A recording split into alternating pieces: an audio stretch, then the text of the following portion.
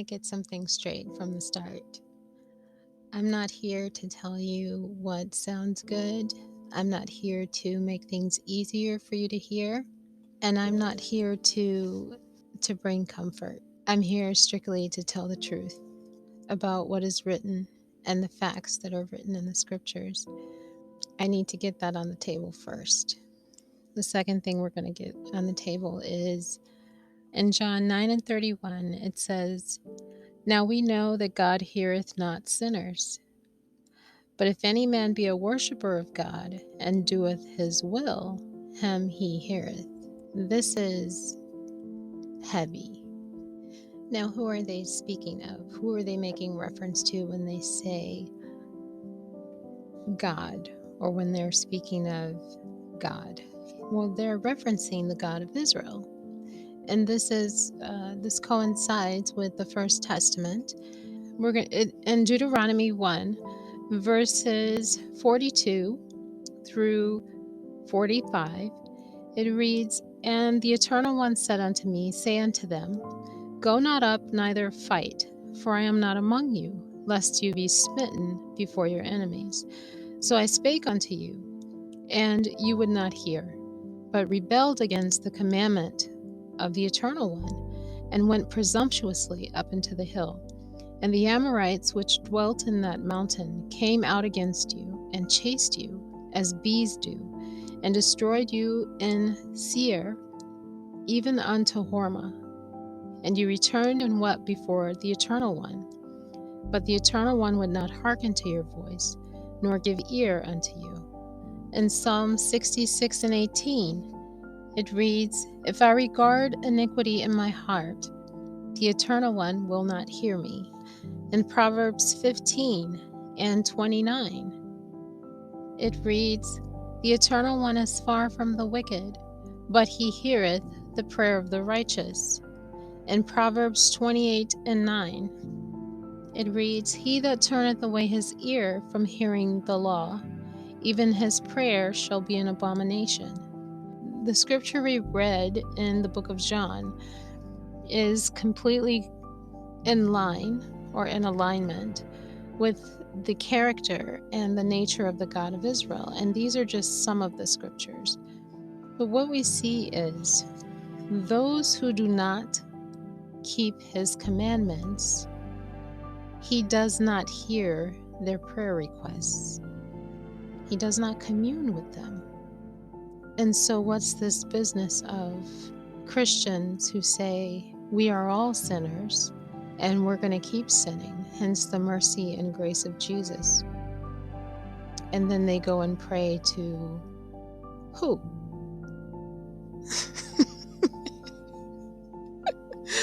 Who?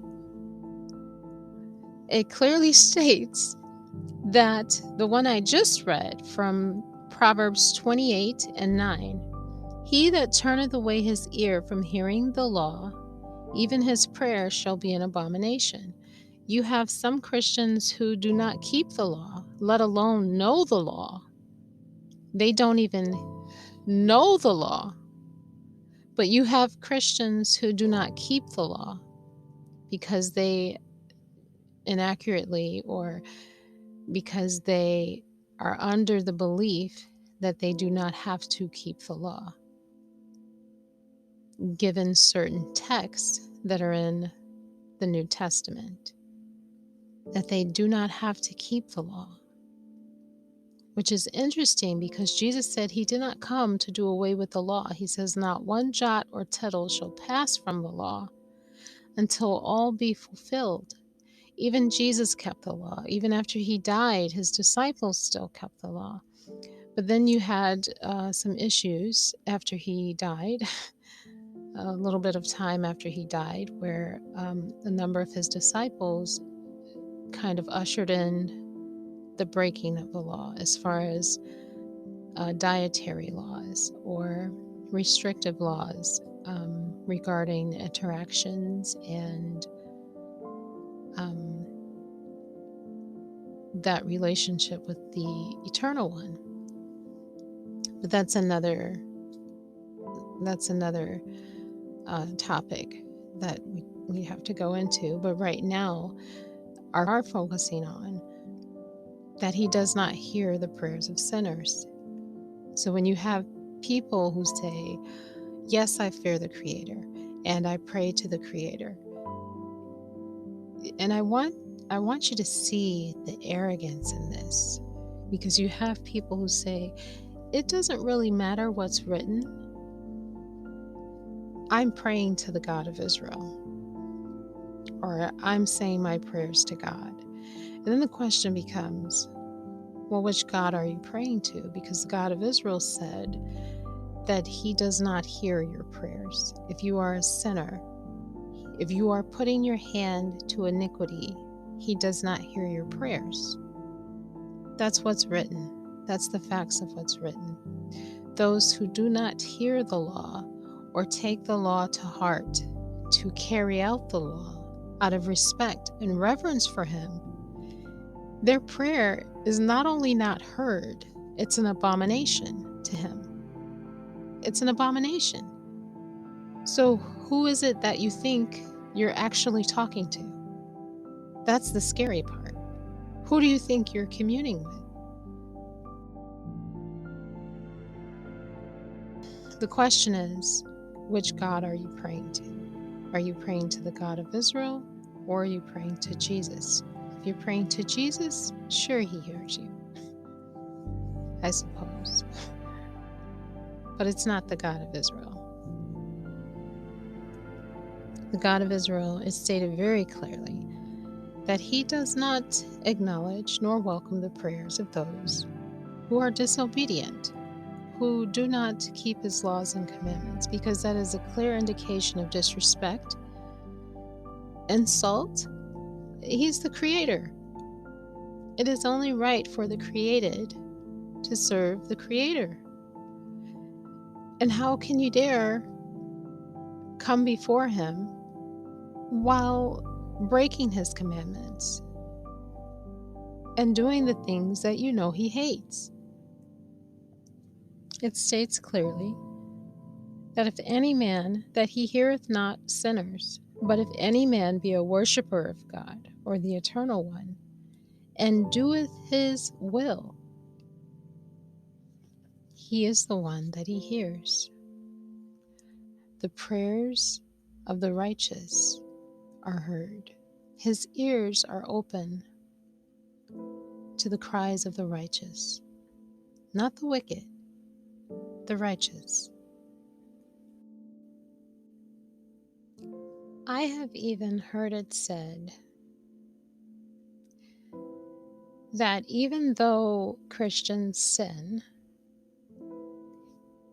he doesn't see it. He doesn't see their disobedience. He doesn't see their wickedness. He only sees Christ's righteousness. Think of that. The denial of that. That I want to keep the individual who believes this is basically saying, I want to keep doing sin. Because if they hated it, they wouldn't do it. You're indulging in it because you like doing it. And it's not even about indulging in it. You're putting your hand to it because you like doing it. Nobody does what they hate and enjoy it. You enjoy doing it. Nobody who... And so what they're saying is, I'm making the willful choice to keep sinning against the Creator, showing my unfaithfulness and my unloyalness, my disloyalty to him, but he doesn't see that. So now they're calling him blind to truth. Think of the insult of this and the arrogance of this. Now they're calling him blind that he doesn't see their acts. Instead, he's looking at somebody else's acts and unjustly or inappropriately accrediting them to the wicked person. This is some serious business. Let me shed a little light on this. No matter what you've been told by men who are more driven to encourage you, men who are more driven by money, men who are driven by acceptance, they're not going to tell you the truth. Men who are driven by the truth will tell you that it is written within the First Testament that the God of Israel does not hear the prayers of sinners. If you are a sinner, He does not acknowledge your prayers. Regardless of what other people tell you, regardless of what your circumstances look like or your experiences, the truth of what is written is that He does not acknowledge your prayers.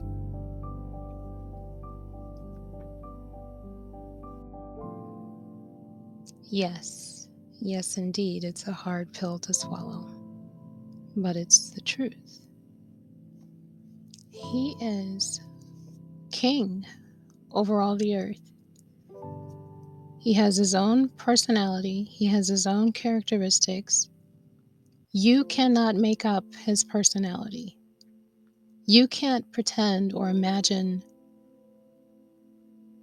in a sense of creating His personality and who you want Him to be and how you want Him to respond to you. It doesn't work like that.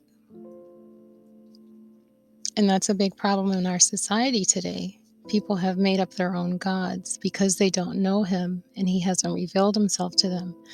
They'll make up their own imaginations of what He's like or what they would like for Him to be like, and have concocted this grand imagination of who their God is, not the God of Israel. And He said in the scriptures, because you do not heed my voice, because you do not walk in obedience, He will give you over to a heart of imagination, to your own imaginations. And that's exactly what's happening. And one of the clues that you're doing that is that you have humanized God. You've humanized Him. You have people believing that, or you hear the popular saying, God is love. No, He's not. He's justice. He's righteousness. You show me in the First Testament when it is speaking about the God of Israel, where it says God is love. You won't find that. You certainly won't find that in the Torah. God is justice.